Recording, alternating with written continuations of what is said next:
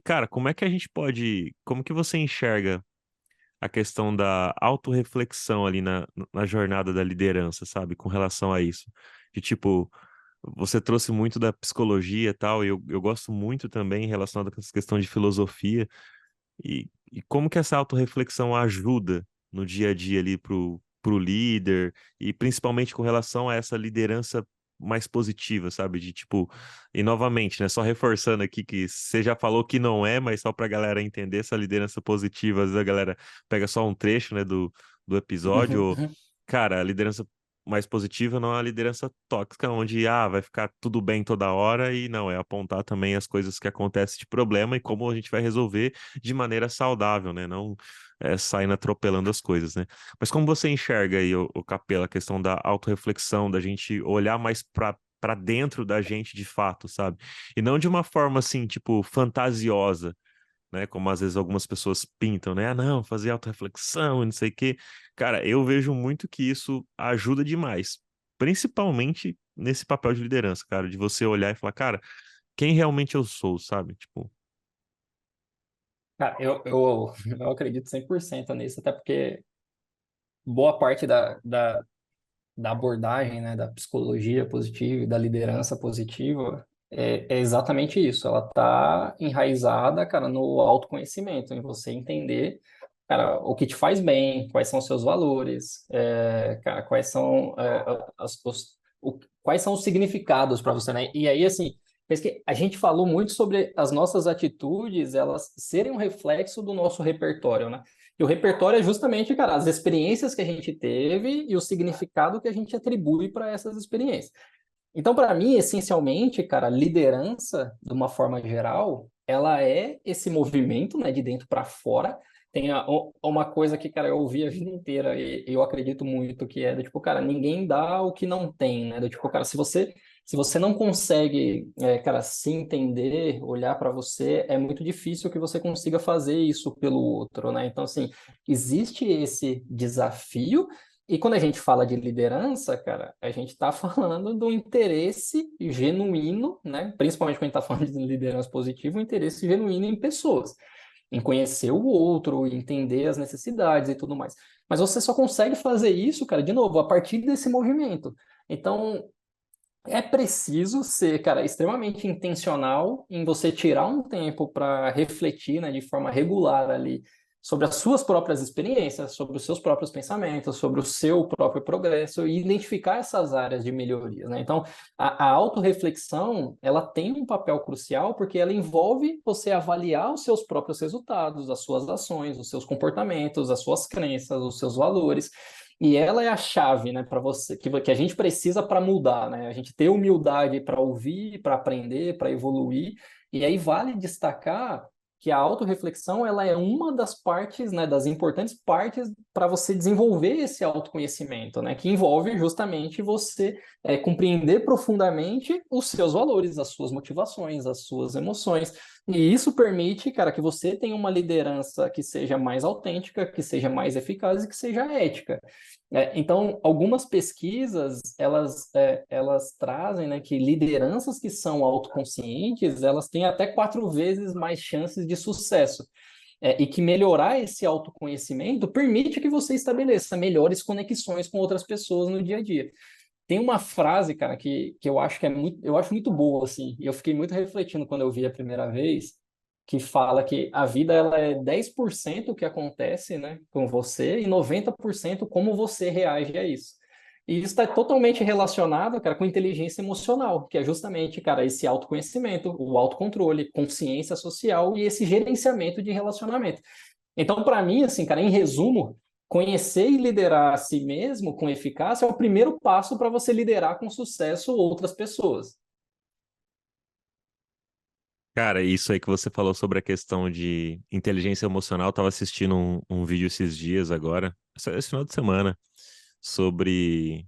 Pra quem tá ouvindo, às vezes vai falar, esse final de semana pode ser qualquer final de semana, mas foi por esses dias, né? Porque o episódio fica pra sempre no ar praticamente. Do Pedro Calabres, cara, que ele é Ele é especialista em neuro, assim, tipo PhD, É, um cara, eu sempre esqueço no que ele é. Eu sei que o cara é é o bom, assim. neurocientista, ele É, é. o cara é bom. Ele tava falando sobre isso, sobre a questão, igual você comentou, cara, é, a gente não pode deixar de sentir emoções. As emoções a gente sempre vai sentir. E a gente não tem o controle de fato das emoções. Ele estava explicando sobre isso. Mas a gente tem como controlar como a gente vai agir com essa emoção, que é o que você falou.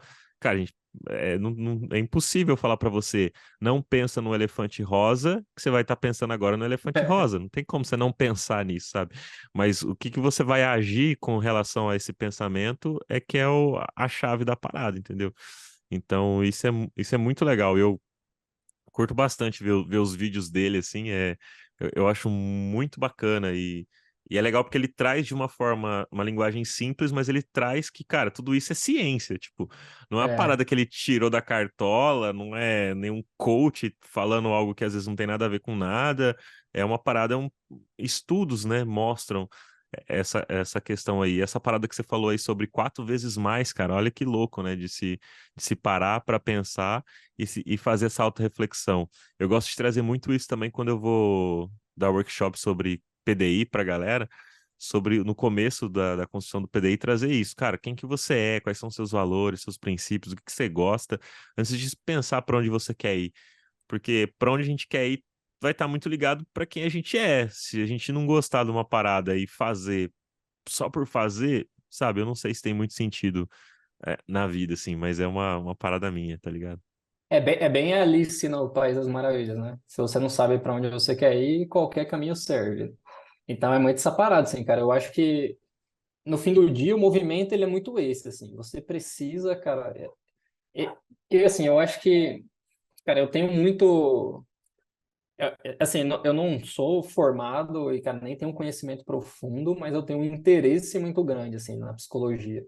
E essa é uma parada que mexe muito, assim, comigo, cara, de entender como essas coisas funcionam. É até o que você estava falando do Pedro Calabres lá, tipo, isso é muito próximo de uma frase também icônica de Shakespeare, que fala que é alguma coisa, tipo, cara, eu não posso escolher como eu me sinto, mas eu posso, cara, escolher o que fazer com isso, sabe? Tipo, que tem essa relação também com a frase que eu falei dos 10% e 90% é o como você reage.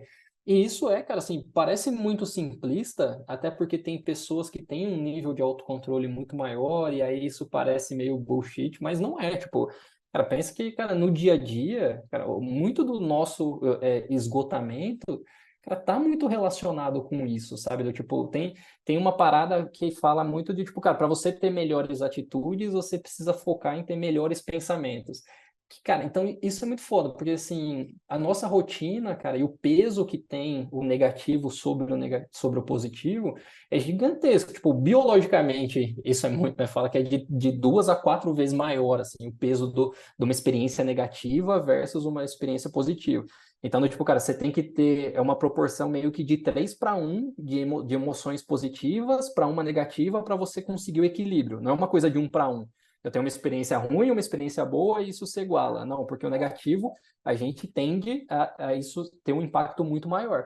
E aí, existe até uns estudos que falam muito sobre isso. Que é do tipo, cara, para você ter uma boa relação no trabalho, uma boa relação amorosa e tudo mais, essas proporções. Do tipo, cara, se você precisa ter. E aí tem um estudo que diz que empresas que estavam prosperando mais, elas tinham, em média, uma proporção de 3 para 1 de experiências positivas contra negativas. Então, tipo, cara, é óbvio, a nossa rotina, ela não é linear, né? Você não vai estar, cara, só alegria, só notícia boa, não. Tipo, cara, você se dedicou pra caramba, fez o seu melhor, o projeto foi, cara, não deu certo, alguém criticou e tudo mais, tipo, puta, é uma experiência ruim, isso é negativo.